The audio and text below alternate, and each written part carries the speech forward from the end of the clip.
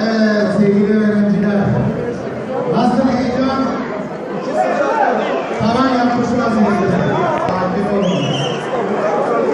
Evet sevgili değerli öğrencilerimiz.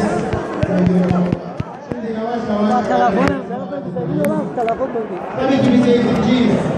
Biz yıllar anlattık. Ben şahsen felsefe öğretmenim. Yıllarca kavramlara sorattım. Baktım pek işe yaramadı. Biraz da dedim herhalde işin içinde müzik olması lazım.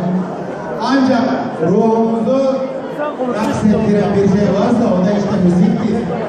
Biz de onun için ilk yarışmamızı ya da kendi renkleriyle buraya sunmak isteyen arkadaşımızı davet ediyoruz.